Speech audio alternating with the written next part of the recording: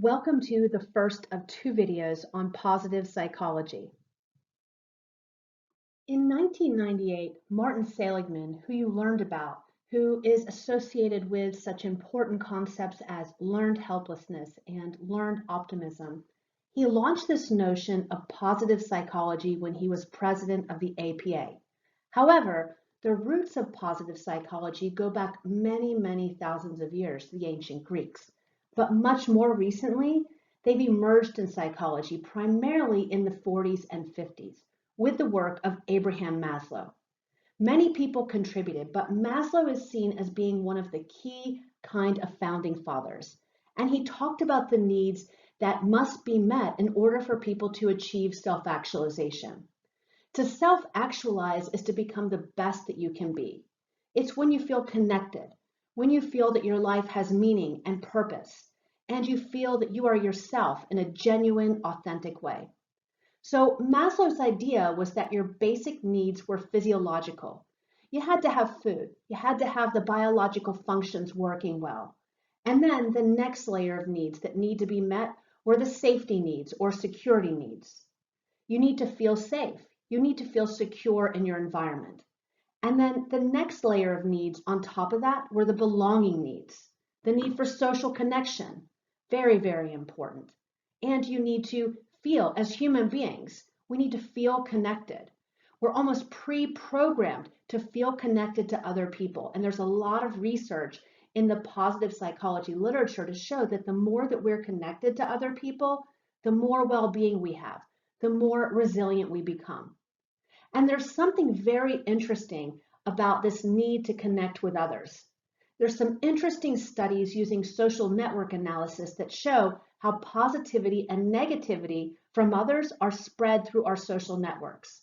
We've all experienced that when we've gotten on Facebook or Instagram or some other form of social media and the effects that it can have on our overall mood.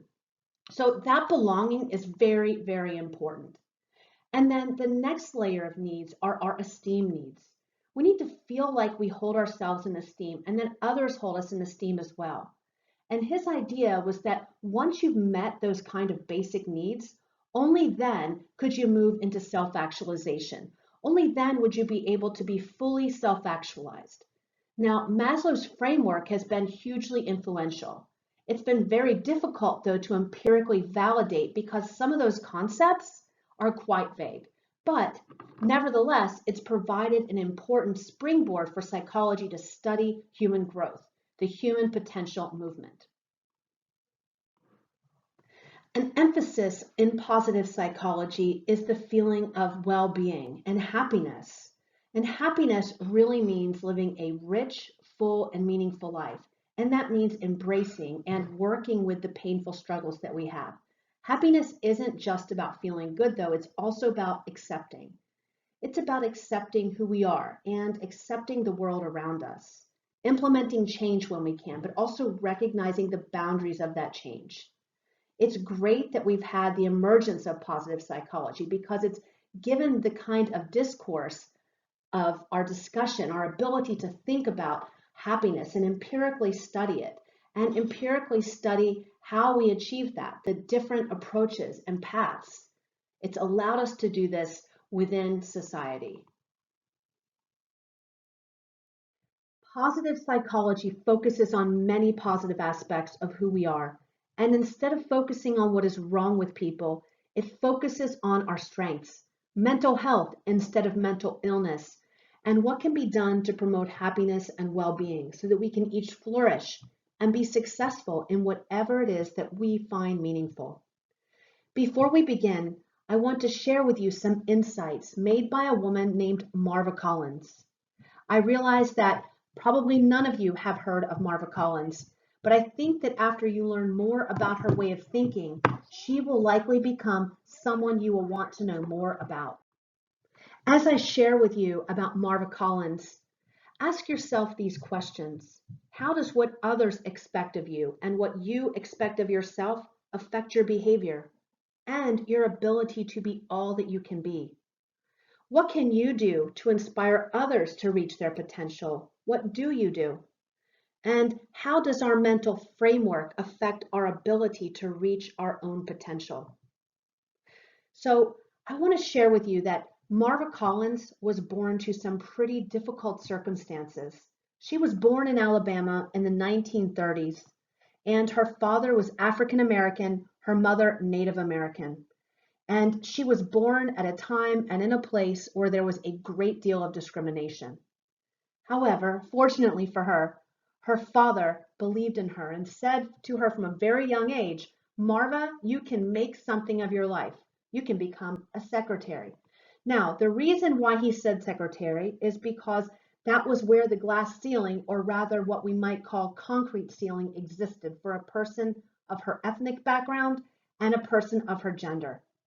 Marva Collins worked hard. She was smart and she became a secretary. But after a few years of working as a secretary and doing well, she decided that this was not for her and it was not her calling in life. Her real passion, she decided, was teaching. She wanted to be a school teacher, and so she went to night school. And a few years later, she got her teaching certificate and she got married and moved to Chicago. And it was there that she joined the public school system in inner city Chicago. And the reality that she found, that she encountered there, was a reality of much crime, much drugs, and more than anything, hopelessness. The hope of the teachers there was to keep the students in school for as long as possible. And why? Why do you think? It was because they were afraid that those kids, if they weren't in school, that they would join the street gangs by the age of 12. And so they wanted to protect those kids from drugs and from crime. And so the question really is, or was for them, how can we keep the students in school for as long as possible? And Marva Collins walked into this reality and she then began to think things are going to be different. She wanted to change things. She didn't want to just avoid the fear, or she didn't want to only protect kids. She wanted to help them to reach their potential. So on the first day of class, she teaches first graders to fourth graders. And on that first day of class, she says to her students, and this is a quote, we're going to do a lot of believing in ourselves. And she repeats this message over and over and over again, like a broken record throughout the semester and years. And she does this for years and years to come. She says things like, and here's another quote, I believe in you. You can do well. You can succeed. Take responsibility for your life. Stop blaming. Stop blaming the government. Stop blaming your teachers. Stop blaming your parents. It's up to you to succeed. And she continues with this message over and over and over again, having really high expectations of her students, looking at what they are good at, their strength, and cultivating those. And miracles begin to happen. And these students, who are considered by many of the teachers to be quote unquote unteachable, these unteachable ones, by the time that they were in fourth grade, are reading Emerson and Shakespeare. These unteachable ones at the age of 10 are doing high school math. And so rumor begins to spread about Marva Collins, as you could imagine, because this wasn't what was happening in other parts of the school. And they were wondering, why is she able to keep these kids in class for so long when all of the other students are just trying to get out of school? She must be using force, is what they thought. And Marva Collins she becomes very tired of these rumors. And so she then decides to leave the public school system. And she opened up her own school in her own kitchen with 4 students. And initially, 2 of them were her own kids. But gradually, more and more kids joined the Marva Collins School. And she actually ends up calling it West Side Preparatory School. And all the students that she initially had joined the school are public school dropouts. And Marva Collins really is their last resort before the street. And the miracles continue. Gradually, more and more students come in, and she has to move out of her home. And so she rents a small shack, I guess you could say, in Chicago, and it's freezing and in the winter time and really hot in the summer, and yet the students are driven by their passion. And they continue. Miracles continue to happen to them. Every one of her students graduates from elementary school. Everyone goes to high school and graduates from high school. And every one of her students ends up in college and graduates from college. So those quote unquote unteachable ones, Marva Collins was able to inspire to all go to college. And in the meantime, she's living in poverty, in dire poverty, just trying to make ends meet because, of course, her students can't pay, but she's so motivated to do whatever she can do to inspire those kids to make a difference in their lives.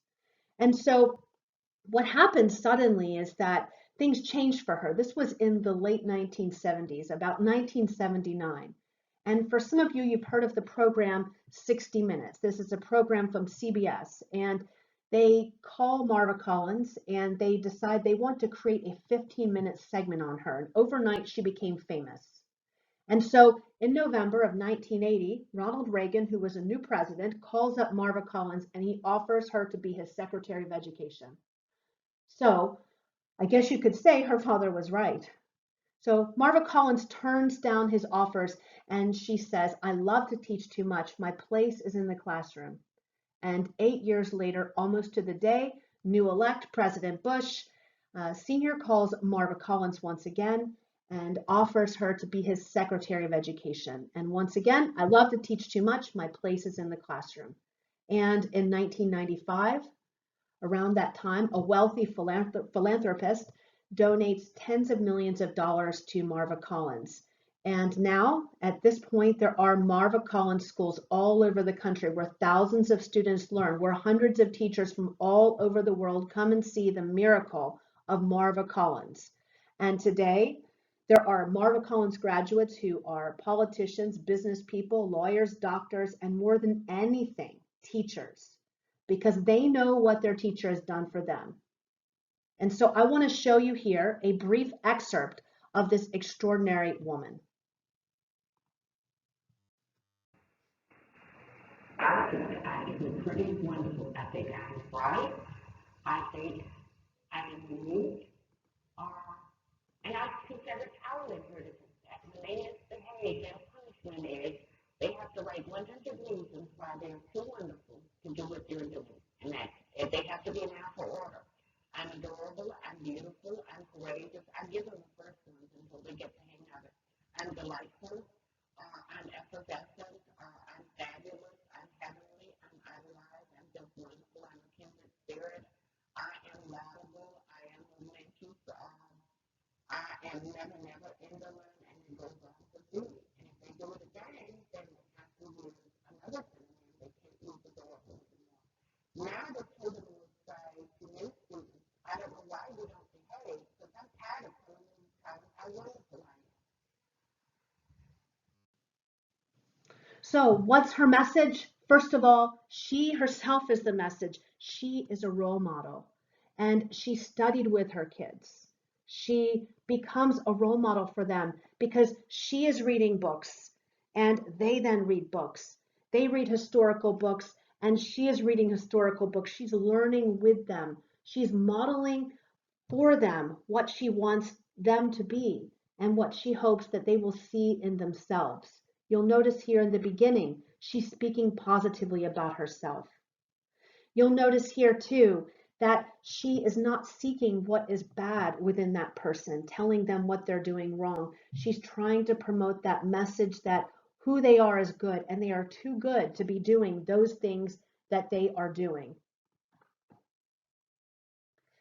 What Marva Collins also does is she creates role models, and she does this through all of the books that she ends up having her students read. So think about all of the possible role models that are in fiction and in nonfiction. And what she does as she is inspiring the kids that she's teaching is she helps them to identify role models in their neighborhood, in their families. And she's constantly doing this, which is exactly what you need to cultivate resilience. And resilience is a very important concept in positive psychology. If you think about resilience, this is what allows people who have experienced very adverse childhood experiences to overcome those experiences.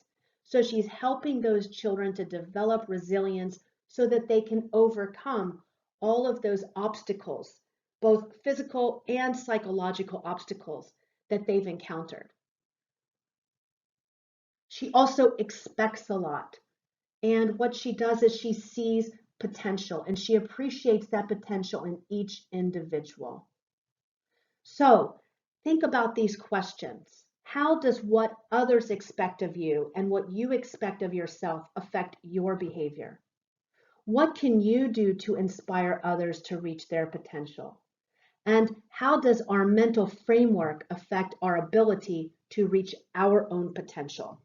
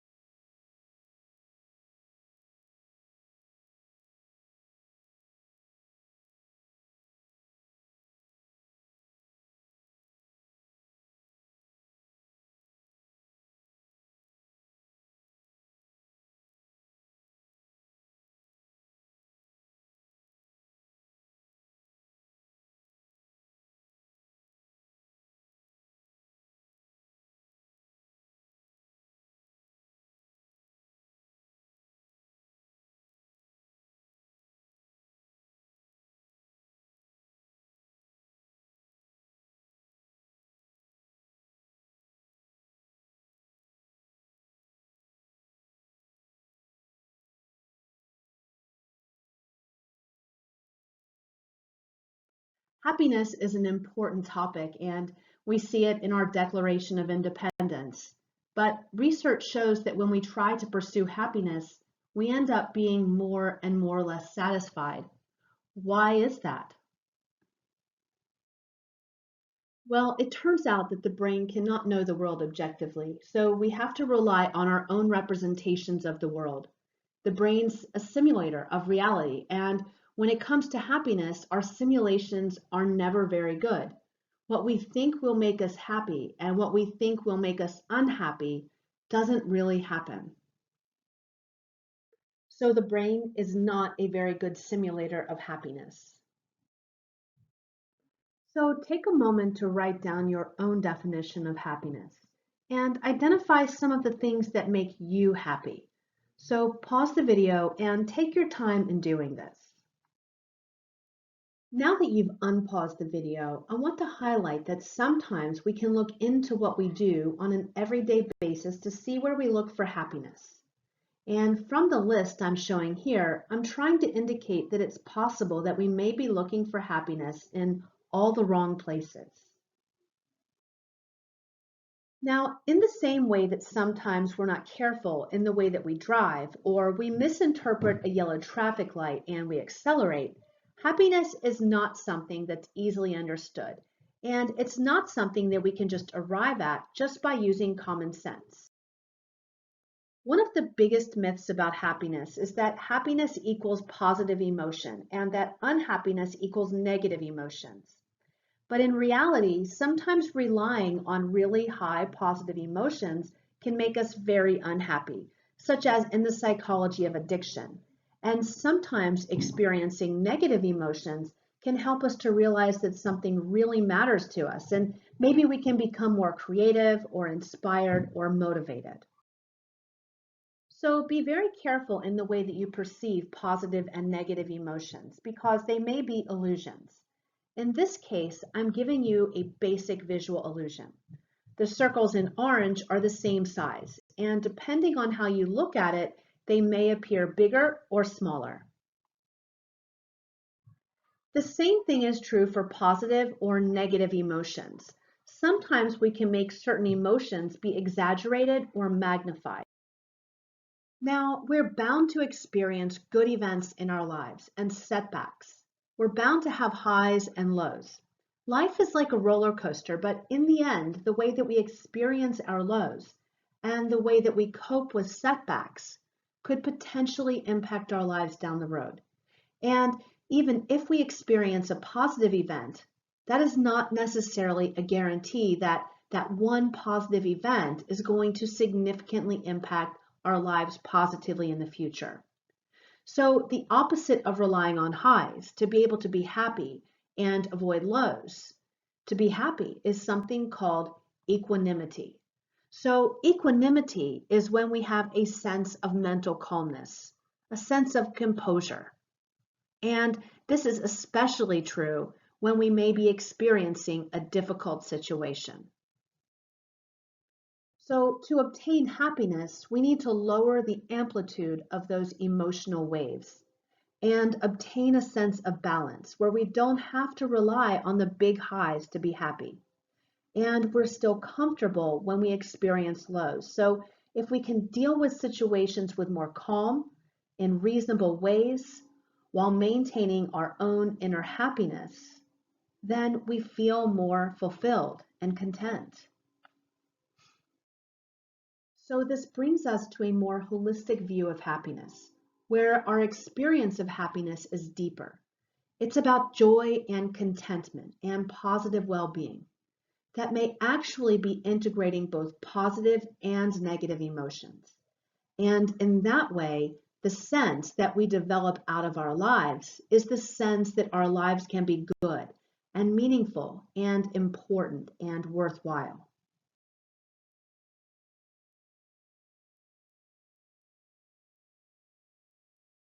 And culturally speaking, what we find is that in societies where they approach life with more equanimity, where they're not relying on those big highs and avoiding the lows to be unhappy, they're still able to have great outcomes in their lives.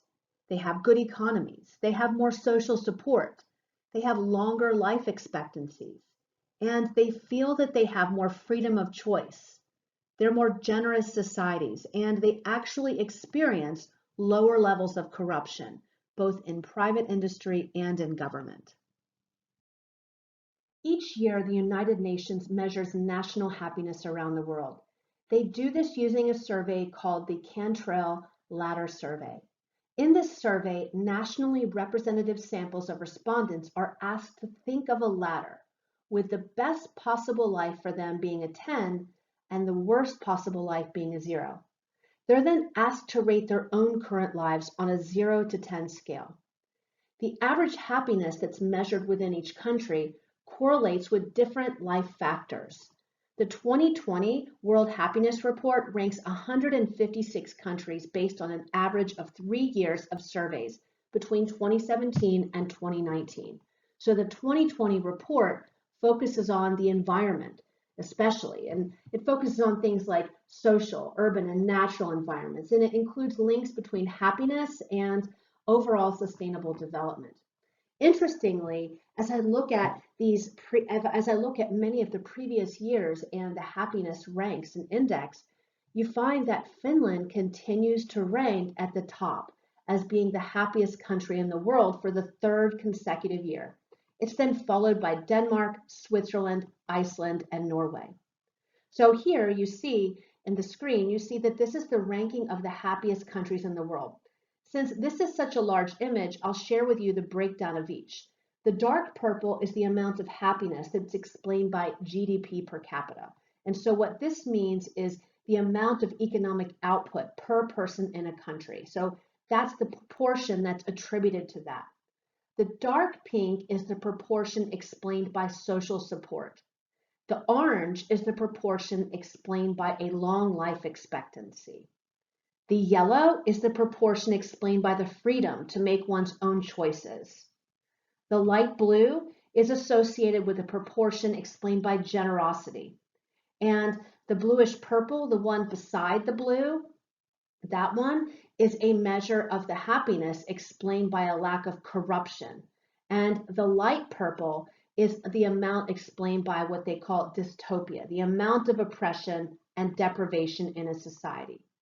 So the factors that researchers have found are connected to happiness include being mindful. And what this is this means this is where you are allowing yourself to be captured by emotions like awe and joy, where you're able to live in the moment.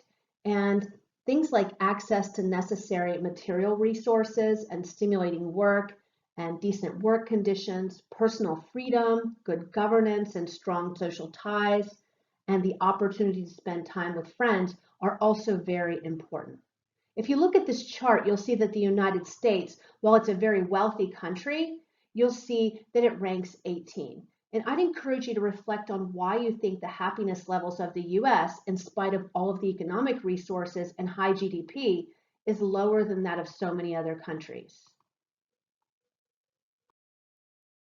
So, what are some specific acts that we can engage in to promote a sense of happiness and equanimity? One that many of you may have heard about is something called mindfulness. This is a very helpful practice, and I'd encourage each of you to look more into this concept and practice. Mindfulness means maintaining a moment by moment awareness of our thoughts, our feelings, our bodily sensations, our surrounding environment, and doing so through a gentle and very nurturing lens, so one that's not critical.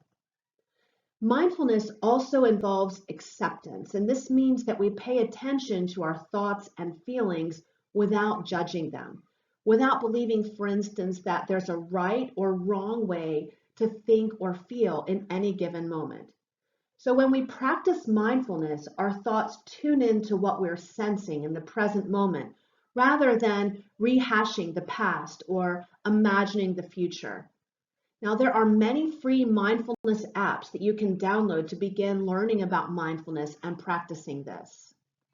Let's now look at random acts of kindness and gratitude and the benefits of connections with others. This idea that I'm sharing with you today is coming from a peer-reviewed article called Pursuing Happiness, the Architecture for Sustainable Change. We've all heard of random acts of kindness. This is a very specific approach that can be helpful in increasing your sense of well-being and your overall happiness. So think about engaging in one act of random kindness per day, and then keep a journal and write about it. So this is what research participants did, and they experienced a sustained increase in feelings of well-being. Another important approach for us to take is having gratitude. So gratitude is a validated intervention, and it's validated for depression, and it's validated for increasing happiness. And there are many different ways that we can practice gratitude. One approach that you could take, and this is just one of many different approaches, is each day to write down 3 to 5 things that you liked. So for example, ask yourself, what happened to me? What did I do right? And then write down one thing that you didn't like. And then ask yourself, in regards to that thing that you didn't like, how is it also good? Is it a blessing in disguise? And find 2 or 3 ways that this thing has helped you. This actually can help us to develop a habit of finding things that we can be grateful for amidst those things that we might tend to think of as being more negative. So this approach was incorporated into a study where researchers asked participants to do this daily, and they found that doing so increased participants' sense of well-being. Sometimes, though, life can be very challenging and very stressful, and we might feel that gratitude can be a very difficult task. I came across a quote that was said by G.K. Chesterton, and he said, "You say grace before meals, all right, but I say grace before the concert and the opera, and before the play and pantomime, and grace before I open a book, and grace before sketching, painting, swimming, fencing, boxing, walking, playing, dancing, and grace before I dip the pen in ink." There are many places in life where we can find an opportunity for gratitude. Sometimes it may be in the smallest of places. But what the research suggests is that the more that we can reflect on those things, the more we can find the things that we can be grateful for, the greater our sense of well-being will be. A University of California study suggested that intentionally doing positive activities like expressing gratitude or being kind can increase our feelings of happiness. And in a particular study on this, researchers found that when participants selected people who had made a difference in their lives and then wrote one letter per week to these people and then read the letter to the person, which you could do these things, and you could do so then by calling, visiting in person, using FaceTime or Zoom, that these people experienced increased feelings of well-being. And if you do this, it can be very helpful for you to keep a copy of the letter and then reflect on that letter later on, as this can be very helpful as we practice gratitude. As we think about those behaviors and ways of thinking that can have a positive effect on our sense of well-being, on our happiness, and also on our overall mental and physical health, having strong social relationships is another one of those. So there's a theory that people have an innate and very powerful need to form and maintain strong, stable interpersonal relationships. And there was a study that was conducted at Harvard University, and this was a study on adult development, and it's considered to be the most extended study as it started in 1938, and it tracked the lives of 724 men for 75 years. And what they found was that good relationships are the key factors that matter the most for long-lasting happiness. But of course, not only are relationships important for happiness, they're also important for our physical and mental health. So think about strong social connections as you think about something you can do or you can develop that can contribute to your overall physical health and your mental health and your sense of well-being. I'm going to share with you in just a few moments some things that you can do to increase that sense of connection. So what the research suggests is that strong social connections, that they lead to an increased level of longevity, they strengthen our immune system, and there's actually some interesting research suggesting that the genes that are affected by loneliness also code for immune function and inflammation. And strong social connections have also been shown to help people recover from disease faster and to help people to reduce their levels of anxiety and depression and to increase self-esteem and levels of empathy. Now, there was a very interesting study that was published in the Journal of Science, and this study suggested that a lack of social connection is a greater detriment to our health than obesity, smoking, and high blood pressure. But we often, when we think about our health, we tend to think about variables outside of social connections. So we need to be thinking about that, what we can do to increase those connections that we have with others. Now, low social connections, they're related to higher levels of inflammation in the body, a greater risk of anxiety and depression, slower recovery from disease, and a reduced sense of well-being. Now, prior to coronavirus, about 25% of Americans claim that they have no one to share a personal problem with. So we can imagine that now this rate has likely risen. So it's not uncommon for people to have that feeling that they don't have anyone that they can share their personal problems or their concerns with. So what can you do then to increase your sense of social connection? That's what we're going to take a look at now. What if you're an introvert or you don't have many social connections? First, it's important to note that the benefits of social connection have nothing to do with the number of friends that you have.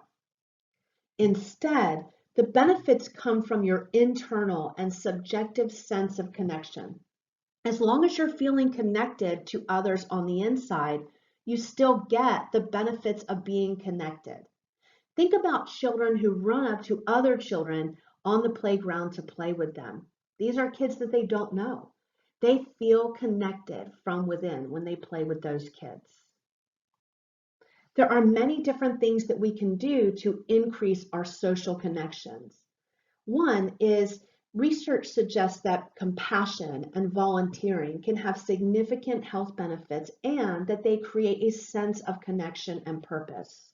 So think about finding a place to volunteer, even volunteering online. There are many online volunteer opportunities. I'm going to post some on our course website so that you can look into those, perhaps over the summer or anytime in the future when you're wanting to seek out an opportunity to give back to others, and when you have time, of course. Another is taking care of ourselves. This is also so important because stress is linked to a higher level of self-focus and therefore a lower sense of connection. When we're feeling content from within, we're more likely to feel connected and then to reach out to others. And then we also need to ask for help. This is so important. Research actually suggests that people are willing to help us, but if we don't ask, then they assume that we don't need help. So reaching out when we feel lonely or we're not feeling connected can increase our feelings of connection. So we can see how important social connections are. And when we think about social connections, they can come from many sources, including people that we interact with on a daily basis. They can also come through volunteering and through our friends or family or partners. An interesting finding that I wanted to share with you is that while we know that providing support for our partners or our friends when they're experiencing something negative is important, real enthusiasm after our partners or friends' positive event is even more important in increasing the quality of the relationship. And what research suggests is that higher quality relationships are associated with better physical and mental health. So this is a helpful act that we can engage in that benefits both you and your partner or your friends.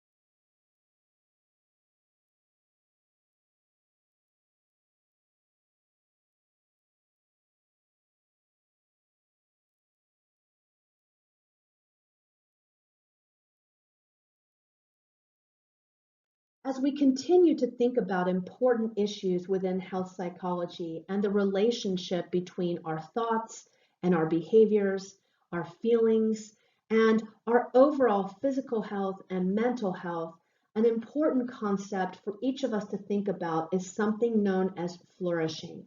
So let's begin by taking a moment for you to consider how you see yourself. So I'm going to read through some statements that you see here on the screen. And as I do, on a scale of 1 to 7, with 1 being strongly disagreeing and 7 being strongly agreeing, select a number that represents where you see yourself. And write those numbers down on a piece of paper. And then we're going to calculate your score and see what your score means. So let's look at each of these. Number 1. I lead a purposeful and meaningful life. On a scale of 1 to 7, with 1 being strongly disagreeing, 7 being strongly agreeing, where do you stand between 1 and 7? Number 2, my social relationships are supportive and rewarding. Number 3, I am engaged and interested in my daily activities. Number 4, I actively contribute to the happiness and well-being of others. Number 5, I'm competent and capable in the activities that are important to me. Number 6, I'm a good person and I live a good life. And number 7, I'm optimistic about my future. And number 8, people respect me. So now what you'll need to do is you're going to add up each of the values that you have identified for each of those items. Now, when you add those up, you could have a total score that ranges between 8 and 56. If you need to pause this video, go ahead and do so. So, what does your score mean? So 8 would be the lowest possible level of flourishing, and 56 is the highest possible level. And of course, what we want and what you're going to see as you learn about flourishing is we want to have the highest possible level that we can. So what does it mean to flourish and why is it important? Well, flourishing moves beyond the confines of simple happiness or well-being. It encompasses a wide range of positive psychology constructs. And what it does is it offers a more holistic perspective on what it means to feel well and to be happy. If you'll see here on the screen, you'll see here that there are 5 words. And if we look at the first letter of each of these words, they spell the word PERMA. And this is what's called the PERMA model. And again, the PERMA model is named for the first letter of each of these important parts of what is known as flourishing. And this was developed by a researcher named Martin Seligman, and he did this to explain what contributes to that sense of flourishing. And if we use this model as our framework, we can understand flourishing as the state that we create when we tend to each aspect of this PERMA model. And so this involves increasing our positive emotions, engaging with the world and with our work or hobbies, developing deep and meaningful relationships, finding meaning and purpose in our lives, and achieving our goals through cultivating and applying our strengths and our talents. And that's what each of you are doing, I think especially this last one as you're pursuing your degree. So to flourish is to find fulfillment in our lives, where we're accomplishing meaningful and worthwhile tasks, where we're connecting with others at a deeper level. Flourishing is a process, and it's one that requires action. It is not static. It's not an immutable piece of who you are. It's something that we have to continuously pursue. And any of us can flourish, but it does require effort for each of us to get there. The efforts are very beneficial though. And this is because flourishing people have been shown in research to engage more curiously, to learn from difficult situations, to exercise more self-control, and to connect to something greater than who we are. I think it's also important to note that flourishing broadens our attention. It also increases creativity. And we know that flourishing is connected to good feelings and that these good feelings can have physiological effects like significant and positive cardiovascular effects, including a reduction in blood pressure. And good feelings that come from flourishing also predict healthy mental and physical outcomes. And they're also related to longevity. I've provided here for you some suggestions that you can use to increase your own flourishing score. And some of these are connected to what you've already learned about. So, for example, increasing your social support system. We know how important social support is on a variety of levels, but it also increases our ability to flourish. I've also provided the suggestion of trying to find enjoyable things that you do in life, things that are meaningful and fulfilling, and setting goals in those areas that are important to you and savoring the experiences that you have when you achieve those goals. I think it's also so important when we think of flourishing that we find things to do that we enjoy. This can be something as simple as finding a good book or activity that we want to do, doing something that we've never done before. Whatever it takes for us to find more enjoyment, to enjoy time with ourselves and others, can be so helpful. And I provided here planning a vacation. That could just be a day trip, something where you just go for an hour away from home to just get away to enjoy nature or enjoy being with your family and friends. The research supports that by doing these things, we can increase flourishing. And then also enhancing our sense of purpose and meaning in life. Really being clear on what we value most and then committing to keeping those values as our focus as we work, when we learn, and in our lives throughout every aspect of our lives. In other words, we want to be sure that we are living a life that is authentic to our values. I'd encourage you to just select one of these things that you could do each week. And I think that you'll find that you'll increase your flourishing score. And overall, perhaps much more importantly, you'll increase your overall sense of well-being, which we know, based upon the research in health psychology, can have a tremendous effect on your overall physical and mental health in the long term. As I shared with you this concept of flourishing, I mentioned a researcher named Martin Seligman. And I just wanted to point out here that Martin Seligman is one of the most well-known researcher in the areas of happiness and also, of course, in flourishing. And he has some great resources that I'd encourage you to access. So I've provided his website here for you. And on this website, you'll find several different self-assessments that can help you to gain a greater awareness of yourself and to set happiness goals. And again, we know, based upon the research in health psychology, that there are tremendous positive effects that happiness can have on our overall physical and mental health. Now, when you access this website, you'll find that you do need to register, but access is free. Let's look at another concept that's known as optimism. So the brain is much more attracted to finding what's wrong with our environment and with others than it is in finding what is good. And it takes effort, but we can retrain our thinking and form new habits. And research suggests that positive thinking, optimism, can increase our feelings of happiness. But optimism can also increase creativity and productivity. It can also increase our initiative and our self-esteem. And when we're optimistic, we tend to use failures as stepping stones. And we also have an increased sense of happiness in relationships.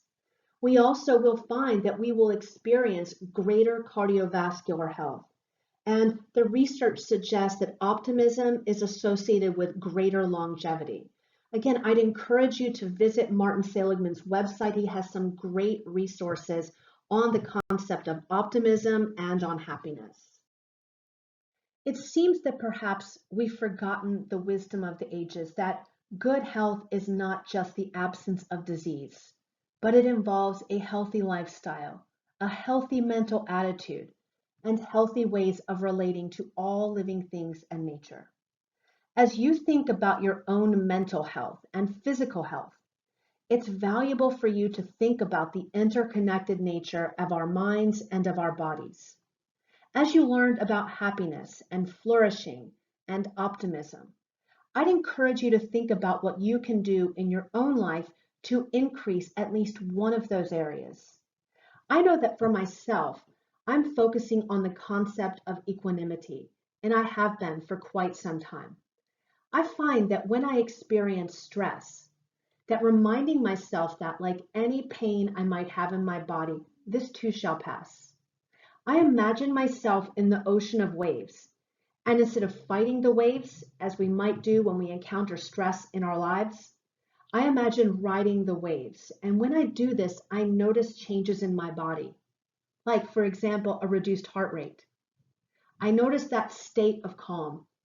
And when this happens, I'm reminded of the potential that I have to positively affect my mental state and my body, not only by the physical activity I engage in, the foods that I might eat, or the relationships that I have, but by the power of my own thinking. In the next video, you'll learn about the effects of positive moods on ourselves and others. You'll learn also about the biological explanations for negative emotions and the role of the fight or flight response. You'll learn about the ability of positive emotions to undermine stressful states so that we can quickly gain a sense of emotional balance. You'll learn about the benefits of flow. In other words, the state of being where a person becomes fully involved and engaged in the present time by something interesting, challenging, and intrinsically rewarding. You'll also learn about how we can experience mindfulness. And if mindfulness is a new concept to you, this is our ability to be present, aware of where we are and what we're doing, and not overly reactive or overwhelmed by what's going on around us. There are many benefits to mindfulness, and we'll be looking at those. We'll also be looking at resilience. How can we develop this? In other words, how can we remain calm in the face of significant challenges? We'll look at hope too, or as Judith Rich, who has written about hope, describes, the match in a dark tunnel, a moment of light, just enough to reveal the path ahead and ultimately the way out. Until next time, please let me know if you have any questions about what you're learning in this module. Positive psychology is such a personally and professionally relevant field, and I encourage each of you, as you have the time over the summer, to select a topic from this module that you find most interesting, whether it be resilience, happiness, optimism, or mindfulness, and research it further and think about how you can use one of these topics in what you learn to improve your own life.